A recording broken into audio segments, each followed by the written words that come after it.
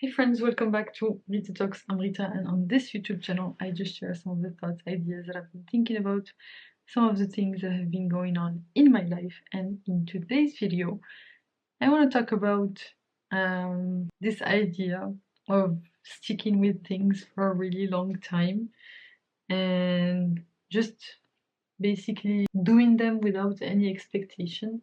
And that's obviously what I'm doing with this channel. I'm really trying to do this for a really long time, and it's usually, when it starts to get hard that people usually give up. And I know for me right now, it's starting to get hard because it's starting to take a toll. It's been more than a year that I've been doing this, but I just want and need to keep going regardless of the external, I don't know, outcome from doing these videos, because I just want to, like, I don't know, it kind of starts to take a toll, and it's like it's in these moments that it's really important for me to keep going and just to stick with it. Basically, you just have to do whatever you just like, because basically the assumptions that have led me to starting to do this have not changed, and it's just a matter of sticking with things and connecting with the reason why I'm doing these things. And I think, obviously, so far it has just brought me so much to be able to do these videos, just both from a psychological perspective, also from a feeling of alignment with myself, with having this feeling that I'm doing something that's aligned with the person that I want to become. And also, obviously, from in terms of skills, it's forcing me to really learn how to distill my ideas and communicate better, uh, just by sheer force of repetition and iteration, and by sheer force of, like, basically forcing myself to, I mean, it's not like forcing myself as in, like, oh, it's hard. I mean, it is hard to stay consistent, but I do enjoy it. I think the hardest part for me is to just get to the point where I start talking about something, and then once I already do, it's really fun for me to convey those ideas and talk about them, and hopefully get to the bottom of what I'm thinking about. I think the hardest part is always just that little moment before you do it. And yeah, the reason that I'm thinking about this is that today I listened to an episode on the Deep Dive with Ali Abdel podcast, with the culture tutor, who's this guy who has completely blown up on Twitter in the span of like 1 or 2 months. Went from 0 to maybe 100,000 followers, and now he has more than 1.5 million followers. I think now it's like a year and a half later after he started doing this. And basically he talked about the fact that he has, like, as far as he can remember, he's always wanted to be a writer, and basically that he has been writing every day since he was 10 years old. And I think at the time that he was recording this episode, he was 25. So that means that he spent 25 years writing before this short period of time where he blew up, because people will see, like, the story and say, oh, this guy in 1 month had gained 100,000 followers on Twitter and whatever. Oh, he went from working at McDonald's to like writing viral Twitter threads, or X threads, whatever, now with the new name. And basically, like, most people, when they hear that, it's not an accurate picture, basically, because what set the stage for him to be able to do that was that those 15 years of him writing and getting rejected and writing and getting rejected and writing every single day for years and years and years.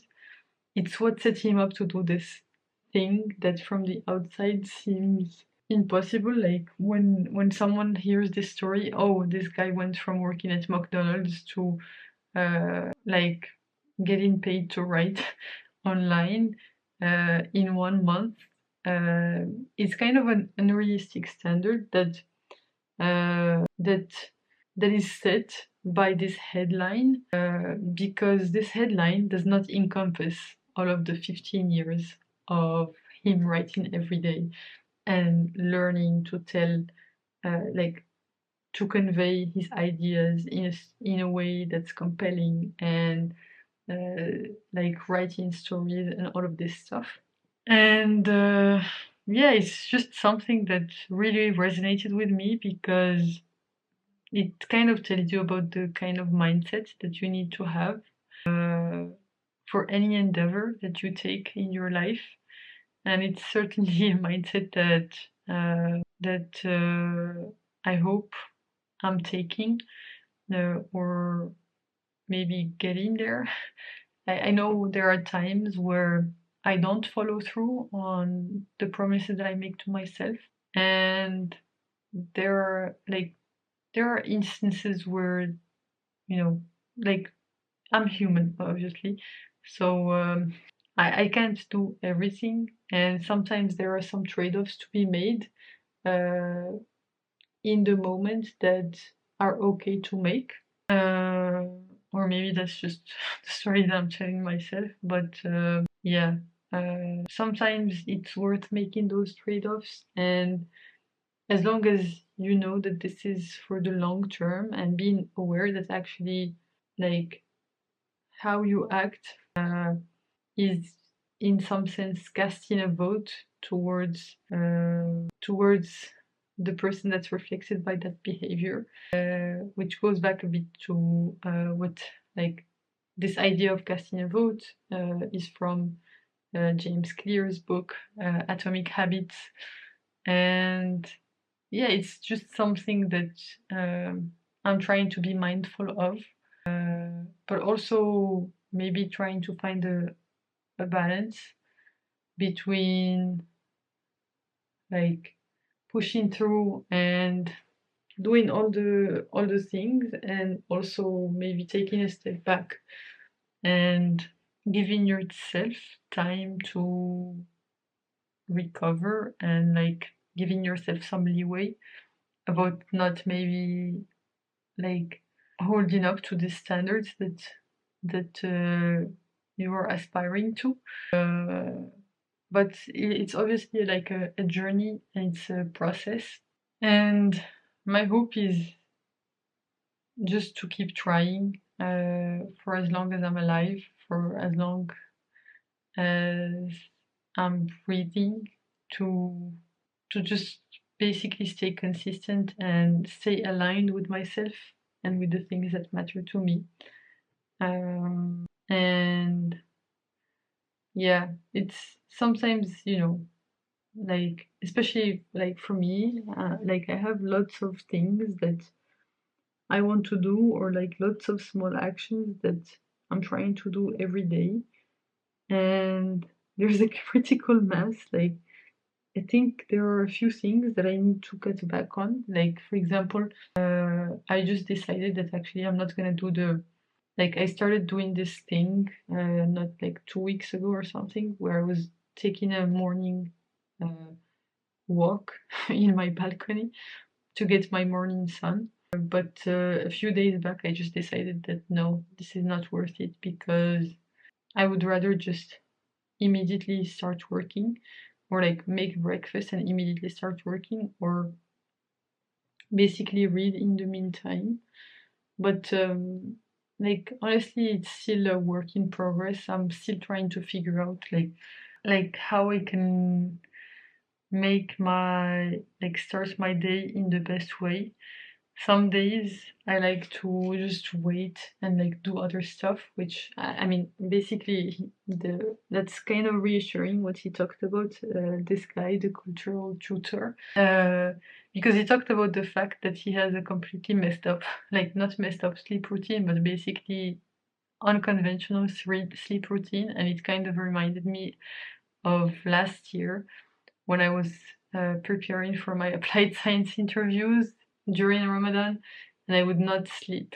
Like I would work at night and sleep during the day, and basically that's exactly what he does.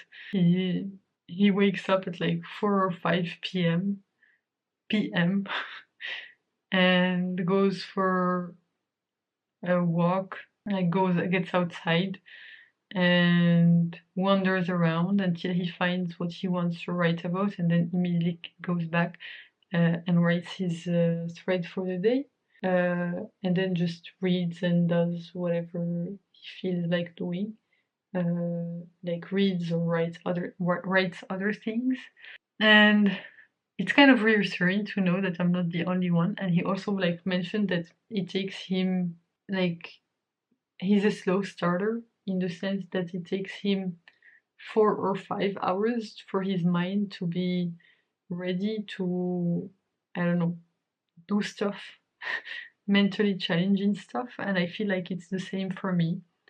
Like the first few hours of the day, I'm like completely groggy, and all I want to do is like just maybe go for a walk or like read or do something where I'm not make like I'm not making any output in some sense, like basically viewing things from a wide perspective, and then later in the day narrowing my focus down to do the things that I need to do.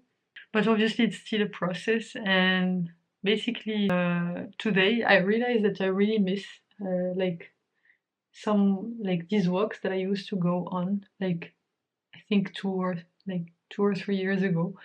I was, which is crazy. Like for me, it just feels like it was not, like it was even not even 1 year ago, but it's actually 2 or 3 years ago. I would wake up super early and go for a morning walk, and then come back and start working. And I really miss that. But obviously, since my sleep schedule is kind of messed up, it's hard for me to do.